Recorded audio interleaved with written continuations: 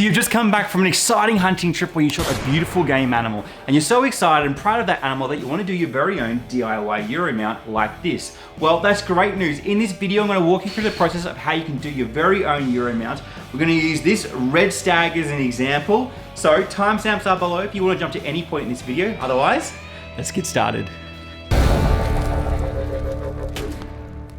So what you're going to need is a ruler, a drill bit and screw to mount the skull, something to mark your wood, a chainsaw to cut the backing plate, or a backing plate that you've pre-purchased. And finally, a drill. Now, if you haven't already fleshed your skull, it's important that you first do that. Simply get a large boiling pot of water, put a few cups of bicarb soda in it, put your skull in there, let it sit for 2, 3, 4, 5 hours, however long it needs to take. Take it out, then use a knife to scrape the meat off the bone. And then if you want to bleach your skull, you can also do that after that. Then you're ready to start mounting. So the first step in the process is to select a piece of wood that you're going to use as the backing plate you're going to mount your skull onto. Now, if you've already gone and pre-selected the piece of wood that you're going to use, feel free to skip ahead to the timestamp below. Personally, I like to select a piece of wood from my own property to mount onto that. Now, unfortunately, the wood that I do have that has aged a few seasons isn't appropriate. There's no piece that actually fits the skull, essentially. So I'm gonna have to go over here and pick a piece of wood from this pile that's only been cut a couple of weeks ago. Now, this isn't ideal because as wood starts to age and dry out, it tends to shrink, and any cracks that are present in that wood only get worse. So we're gonna have to be selective in the piece that we choose. But look, at the end of the day, if you pick a piece of wood and you mount your skull to it and it does crack, you can always take the skull off and then remount it to another piece of wood. So let's go pick a piece of wood. So here's another tip when you're selecting a piece of timber. It's important that you actually bring your skull out so that when you're looking for a piece of timber that you can match it up. See, a bunch of these bits of timber, like this one for instance, won't work because it's not tall enough. So we just need to find one that's actually gonna work. No. Ooh, that one's a good one right there. Let's grab that one. Yeah, that looks good. Now, the beauty of selecting a piece of wood like this is that it has its side profile exposed, which gives us a great indication of the state of the wood and any fracture lines that do exist. This piece in particular looks really good. Now, the good news is that the fractures are running left to right, not radiating out of the middle of the wood, which tends to result in existing cracks becoming more of a problem in the future as the wood dries. Oh, she's chunky.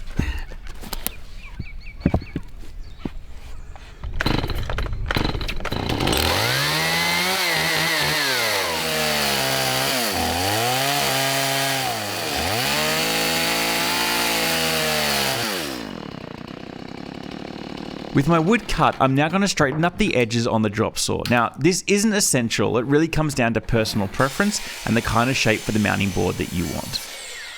All right, so we've got our bit of timber here. This one looks quite nice. I've gone and cut it up and shaped it on the drop saw. That's obviously just personal preference. You can cut it however you want.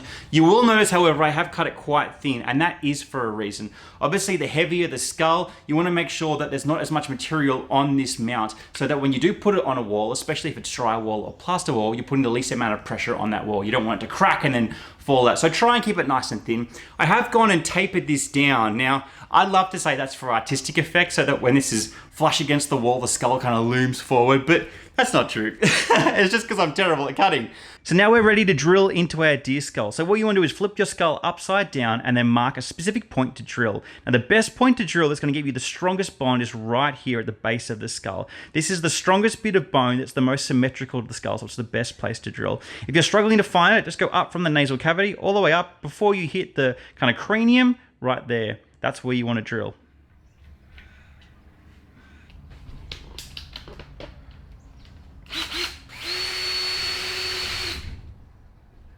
With your skull drilled, you're now ready to select a screw. An old wood screw will do just fine.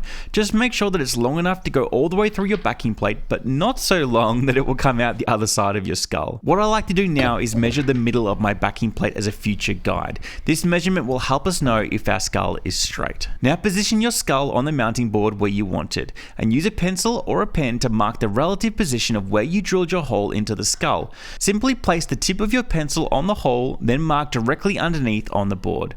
This is where we're going to drill our hole. Now you can use the guide you previously marked at the top of your board to see if the skull is perfectly centered. Now it's just a matter of drilling a hole all the way through your board. At this point, you can stain your board, although you don't have to. I like to use a clear oil finish to bring out the natural tones of the wood.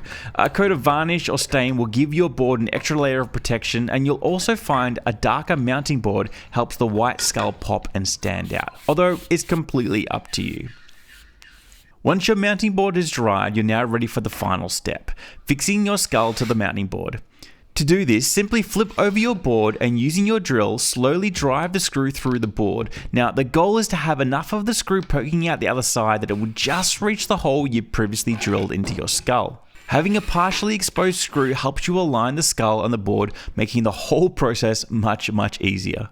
With your screw partially into the board, now place your skull back onto the board with the tip of the screw aligned with the hole in your skull. Once you're happy everything is centered, you can now flip the board and the skull over, and while putting pressure on both the skull and the board, finish driving your screw all the way through the board and into the skull until both are firmly fixed together. If for some reason the skull isn't straight on the board after you've screwed it in, don't worry, you can always loosen the screw, readjust the skull, and then screw it back in again. Now your Euro mount is complete, congratulations! All that's left to do is buy a picture hook from your local hardware store and then fix it to the back of your mounting plate and on the wall of your choice. Now if you have any questions at all about this DIY Euro mounting process, feel free to comment below and I will endeavour to answer your questions. There are no silly questions. This technique works for most species too, including deer, goats, pigs, and other large animals. Also, let me know in the comments if you completed this tutorial and now have your own Euro mount. I honestly want to know, and I'd love to hear about your trophy and your journey as a hunter. And finally, if you enjoy hunting content, I want to encourage you to check out some of the hunting videos on my channel. In fact, I'll drop a link below where you can watch the hunt that resulted in this awesome red trophy. Till next time, hunt ethically, show kindness, feed your families, and have fun out there.